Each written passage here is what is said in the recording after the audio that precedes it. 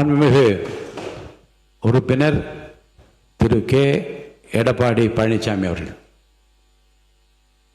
மாண்புமிகு பேரவைத் தலைவர் அவர்களே, நான் ஏற்கனவே பேச வந்தது முதலமைச்சர் வந்து குறுக்கீட்டுக்கு பதில் அவ்வளவுதான்.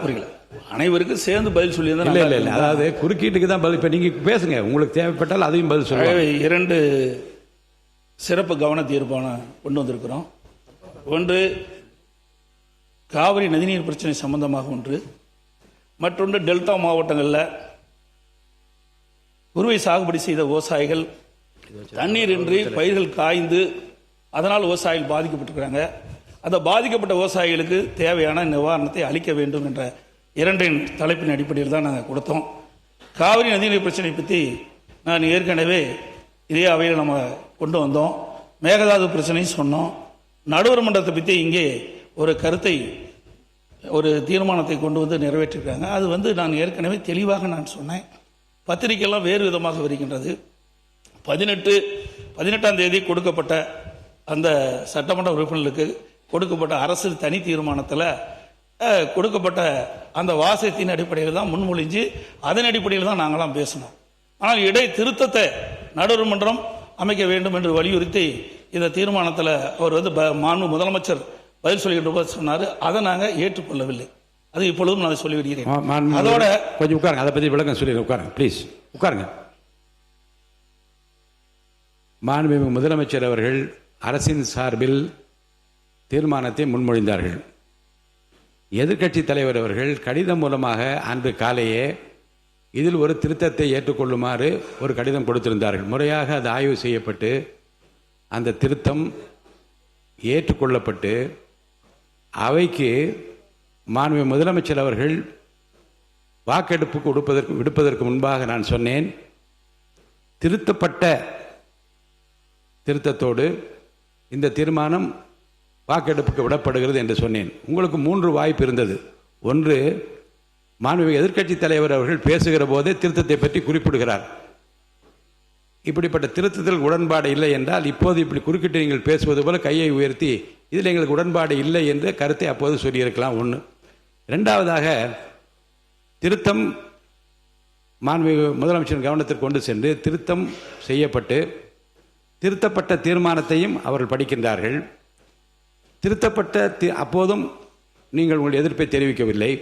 மாண்புமிகு முதலமைச்சர் அவர்கள் தீர்மானத்தை வாக்கெடுப்புக்கு விடுகிற போது நான் சொல்லுகிறேன், இந்த தீர்மானம் அரசின் தீர்மானம் திருத்தங்களுடன் வாக்கெடுப்புக்கு விடப்படுகிறது, ஏற்போர் ஆம் என்று சொல்லுகிற போது அனைவரும் ஏக மனதாக மகிழ்ச்சியாக அதை நீங்கள் ஆதரித்தீர்கள்.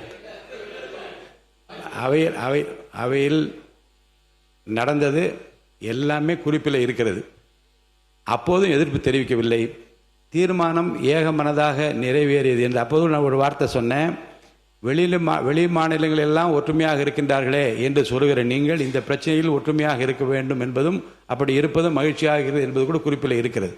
ஆக 3 இடங்களிலும் உங்கள் எதிர்ப்பை தெரிவிக்காத நீங்கள் இப்போதும் அதை பற்றி பேசுவதற்கு நான் அனுமதிக்க மாட்டேன். ஏன்னால் ஏற்கனவே ஏக மனதாக ஒரு தீர்மானம் நிறைவேற்றப்பட்டிருக்கு, அதை பற்றி பேச வேண்டாம். அடுத்த கருத்து, இப்போது நீங்கள் கொடுத்திருக்கிற 55 விதியின் கீழ் கொடுத்திருக்கிற கவன ஈர்ப்பு தீர்மானத்தை பற்றி மட்டும் பேசுங்கள். மாண்புமிகு பேரவைத் தலைவர்களே, அனைத்து இந்திய அண்ணா திராவிட முன்னேற்ற கழக கட்சி மட்டுமல்ல, தமிழகத்தில் இருக்கின்ற பல்வேறு அரசியல் கட்சி தலைவர்களும், குறிப்பாக தமிழக வெற்றி கழக ஆட்சி இடம்பெற்றிருக்கின்ற அந்த கட்சியினுடைய தலைவர்கள் கூட குறிப்பிட்டிருக்கின்றார்கள். இன்றைக்கு கர்நாடகத்தில் எப்படி முதலமைச்சர் தலைமையில் அனைத்து கட்சி தலைவர் கூட்டம் கூட்டப்பட்டதோ அதே போல தமிழகத்திலும் அனைத்து கட்சி தலைவர் கூட்டத்தை கூட்டி அவருடைய கருத்துக்களை கேட்க வேண்டும். அதோட இதற்கு முந்தி இருந்த அரசாங்கம், அனைத்து இந்திய அண்ணா திராவிட முன்னேற்ற கழக அரசாங்கம் சரி அல்லது மற்ற அரசாங்கம் இருக்கின்ற பொழுது, இந்த உணர்வுபூர்வமான பிரச்சனை வருகின்ற பொழுது, காவிரி பிரச்சனை வருகின்ற பொழுது அதை ஒரு சுமூகமாக தீர்க்க வேண்டும் என்ற அடிப்படையில் விவசாயிகளுடைய பிரதிநிதிகளுடைய டெல்டா மாவட்ட விவசாயிகளுடைய பிரதிநிதிகளையும் அழைத்து அவருடைய கருத்துக்களையும் கேட்டு இந்த கருத்துக்களை எல்லாம் சட்டவர்களோடு கலந்து ஆலோசித்து பிறகு அதற்கு ஒரு அரசு ஒரு தீர்வு காண வேண்டும். இதுதான் கடந்த காலத்தில் இருந்த வரலாறு. அது மட்டுமல்ல, இன்றைக்கு கர்நாடக அரசு ஒவ்வொரு ஆண்டும் தண்ணீர் நம்முடைய தமிழகத்திற்கு தண்ணீர் கிடைக்கின்ற பொழுது போராடி வாதாடி தான் தண்ணீரை பெற வேண்டிய ஒரு நிலை இருந்து கொண்டிருக்கின்றது. இந்த ஆண்டு கர்நாடக அணையிலே போதிய தண்ணீர் இருந்தும் தண்ணீர் திறக்க மறுக்கப்பட்டது.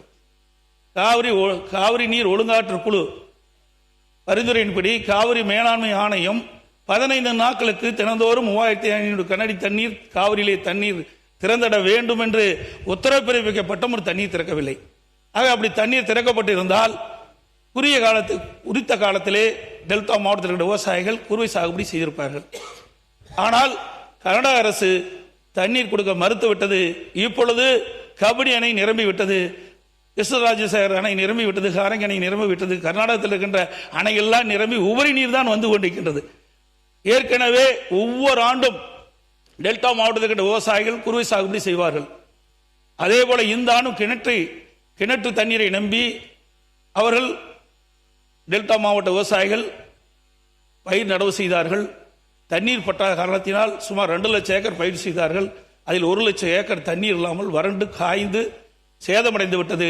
அப்படி சேதமடைந்த விவசாயிகளுக்கு இந்த அரசு உரிய அதிகாரிகளை அனுப்பி கணக்கிட்டு பாதிக்கப்பட்ட விவசாயிகளுக்கு உரிய நிவாரணம் அளிக்க வேண்டும் என்று கேட்டு அமர்கின்றேன்.